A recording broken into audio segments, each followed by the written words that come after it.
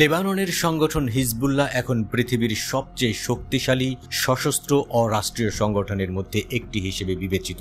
তাদের সঙ্গে ইসরায়েলের যুদ্ধ বাঁধার আশঙ্কা তৈরি হয়েছে। হিজবুল্লাহ গত 4 জুলাই ইসরায়েলে 200টি রকেট ছুঁড়েছে বলে জানিয়েছে, যা এখনো পর্যন্ত সবচেয়ে বড় আক্রমণগুলোর একটি। তারা ড্রোন স্কোয়াড্রন দিয়ে 10টি ইসরায়েলি সামরিক স্থানে আক্রমণ চালিয়েছে। হিজবুল্লাহর একজন সিনিয়র কমান্ডার ইসরায়েলিদের হাতে নিহত হওয়ার পর পুরোপুরি যুদ্ধ বাঁধার আশঙ্কা বেড়েছে। ইসরায়েল কথা বলছে স্বভাবসুলভ ভঙ্গিতে। তাদের সামরিক বাহিনী নাকি তাদের দেশের সীমার ভেতরে অসংখ্য ক্ষেপণাস্ত্র এবং সন্দেহজনক উড়ন্ত বস্তুর অধিকাংশই আটকে দিয়েছে এবং কোনো হতাহতের ঘটনা ঘটেনি। কিন্তু গত 7 অক্টোবর গাজায় ফিলিস্তিনি সংগঠন হামাস আর ইসরায়েলের মধ্যে যুদ্ধ শুরুর পর থেকে হিজবুল্লাহ প্রায় 9 মাসে ইসরায়েলে হাজার হাজার রকেট ছুড়েছে। এসব আক্রমণে 18 ইসরায়েলি সেনা এবং 10 বেসামরিক ইসরায়েলি নাগরিক নিহত হয়েছে বলে দেশটির দাবি। হতাহতের সংখ্যা তুলনামূলকভাবে কম হওয়ার কৃতিত্ব দেশটির আকাশ প্রতিরক্ষা ব্যবস্থা আয়রন ডোমকে দেয়া হয়।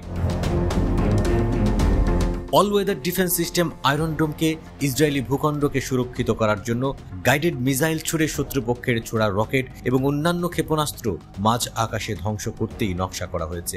ইসরায়েলি প্রতিরক্ষা বাহিনীর মতে এটির সাফল্যের হার 90%, কিন্তু বর্তমান পরিস্থিতি একটু জটিল। ইসরায়েল এখন তার দক্ষিণে হামাস এবং উত্তরে হিজবুল্লাহর সাথে 2 ফ্রন্টের যুদ্ধের আশঙ্কা করছে। হিজবুল্লাহর অস্ত্রাগারও বিশাল। হামাসের তুলনায় তাদের সামরিক সক্ষমতা 10 গুণ বেশি বলেও ভাবা হয়। প্রশ্ন হলো, আয়রন ডোমকে কি হারানো সম্ভব? অবসরপ্রাপ্ত ইসরায়েলি প্রতিরক্ষা বাহিনীর কর্নেল মিরি আইসিন বলেছেন, আয়রন ডোমকে শতভাগ অচল করে দেয়া যাবে না, তবে বড় আকারের ক্ষেপণাস্ত্র হামলা হলে সিস্টেমটির ইন্টারসেপশনে সাফল্যের হার কমার কথা। ফলে ইসরায়েলি অবকাঠামোর আরও ক্ষতি হবে এবং আরও বেশি হতাহতের ঘটনা ঘটবে।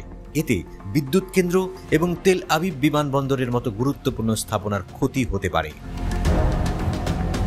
হিজবুল্লাহর ক্ষেপণাস্ত্র এবং রকেটের মজুদ 1.5 লাখের মতো মনে করা হয়, আর হামাসের রকেট এবং ক্ষেপণাস্ত্রের সংখ্যা কয়েক হাজার। হিজবুল্লাহর কাছে হামাসের চেয়ে অনেক বেশি উন্নত অস্ত্র ব্যবস্থা রয়েছে, যার মধ্যে নাকি ইরানের গাইডেড ক্ষেপণাস্ত্র ফাতাহ এর পাশাপাশি ড্রোনও রয়েছে।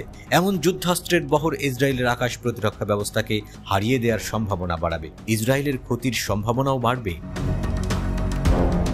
হিজবুল্লাহ 2006 সালের যুদ্ধে ইসরায়েলে প্রায় 4000 রকেট ছুড়েছে। এখন সংগঠনটি আরও বেশি শক্তিশালী। ইসরায়েলের রাইকম্যান ইউনিভার্সিটির একটি প্রতিবেদনে পূর্বাভাস দেওয়া হয়েছে যে ইসরায়েলি সামরিক এবং বেসামরিক স্থাপনায় কয়েক সপ্তাহ ধরে প্রতিদিন 2500 থেকে 3000 মিসাইল এবং রকেট ছুড়বে হিজবুল্লাহ। হিজবুল্লাহর উৎপাদিত স্বল্প পাল্লার আর খুঁতযুক্ত রকেটের ঝাঁক মোকাবেলা করতে গিয়ে আয়রন ডোম কিছু সময়ের জন্য খালি হয়ে যেতে পারে। তখন হাই অ্যাকুরেসি ক্ষেপণাস্ত্র এবং আত্মঘাতী ড্রোনের হামলা 2006 সালের তুলনায় ইসরায়েলিদের জন্য অনেক বেশি বিপদ ডেকে আনতে পারে।